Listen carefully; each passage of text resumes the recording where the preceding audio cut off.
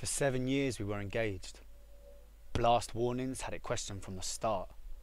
It brewed in the background, and we questioned it more as girls became women, as babies were born.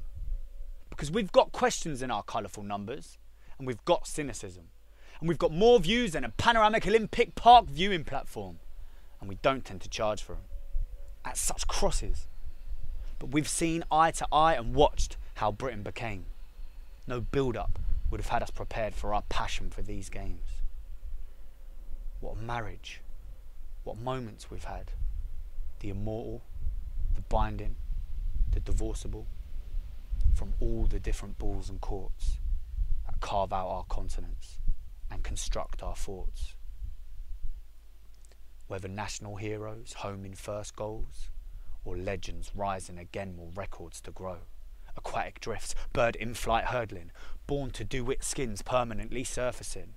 Molten hearts pumping the colours of our nations, showcasing countries' curvatures and the mantles of our natures. Shouts from outside, I'm scrambling through the choices. Come on, Lewis, I never knew my neighbours had voices. Fighting out the heats with lifetime bests, killing kings of grass in 3 straight sets. Feel the world.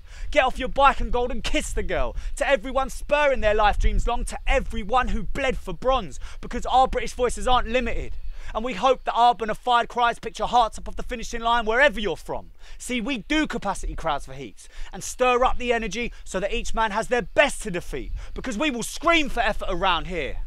Broken jaw, plates in and back the day later. This is the kind of devotion that makes good Isles great, so if we're spectating on some bent and crooked ways, we will shout out officials if it's cracking the game, cry you off the court if it's crushing the name. For the hopeful tired ugly, we haven't cowered from a din, especially when 3-time second place Olympians bring it home and finally win. 15 years of dreaming later, 400-gram gold medal taker, double fixed goal, personality, and it was everywhere too. True, so much only the world could bring to us, but so much only Britain could have brought to you.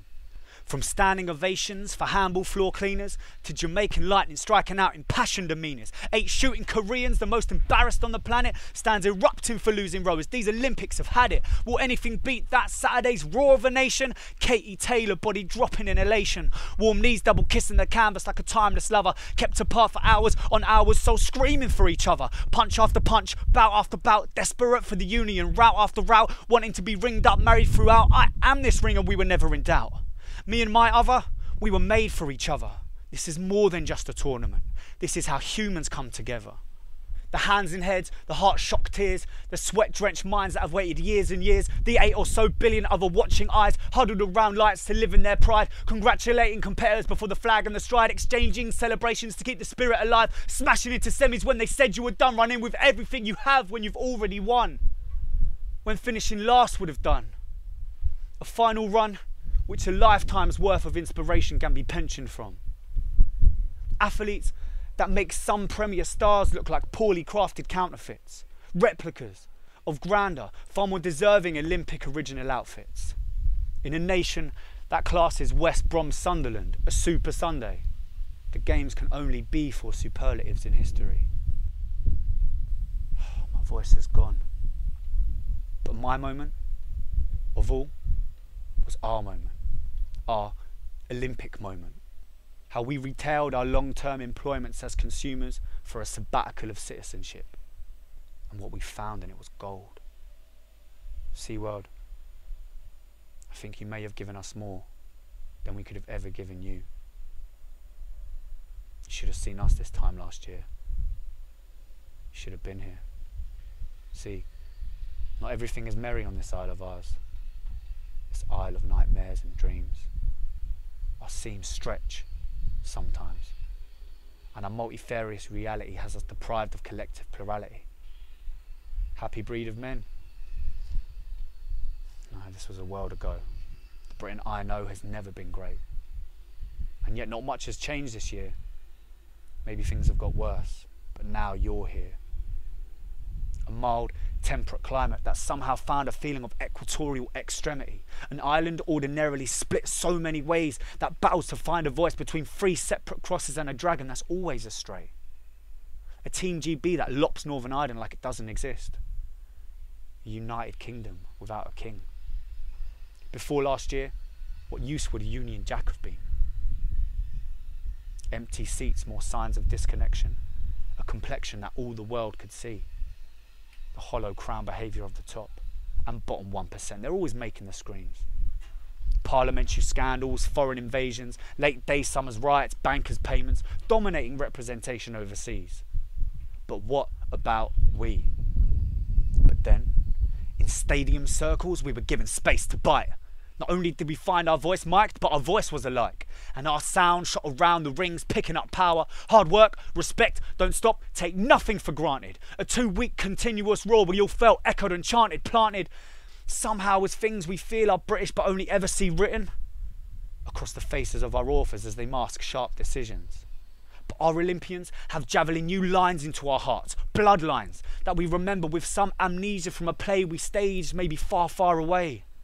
A previous life or a dream. And what we saw in these our champions were people just like us. And through them we have together learned, relearned a kind of passion, a hot rush of communion, far from violence, far from nationalism, unintimidating, far from politics, detached from sovereign. A passion of us, powered by us. For people. Our little island people who have worked and fought and striven to be better. An anthem sung with a human heart, a truly nationalistic heart, departing and condemning the content to the realm of fairy tale in the face of purely directed pride without accent. Now I've belted that song all over, but I doubt I'll ever feel it as right. Hear it hit the same chord as it did on that night. Chorus in the night black, timeless engagement. But we took more too. Better defined by our athletes, the bonds between us people thick and new. In the observed words of high internationals and the foreign abroad faces on the land, we've been reminded how much merit there is in collective acceptance. That, despite the issues and the hot debates, to be living how we live is something near and great. That, without the fire and without the conflict, there won't be a 5th Olympic ring to uplift. Being host to this Olympic unity, we have in some way played hosts to ourselves and remembered just how important this dirty dinner party is. And so, this summer, Britain became. We found our platform to perform, we found our stage. Problem-ridden? Still, probably always. But to understand our Union flag lines, to understand our island mentality, it's hard history. Its present and its future could be given no better frame than this 2012 Olympic Games. This wet, passionate wonderland. Finally, our 21st century blood and country has been represented and seen correctly. And from it, we've been, for moments, united. World, it's been an honour to be your host this night. What a feast we've made together. This golden O, where inside no angle can hide. This country's work, this motivation, this natural destination, this moment. I'm not sure we could have had anything better. This is more than just a tournament. This is how humans come together. Hopefully I'll get my voice back soon.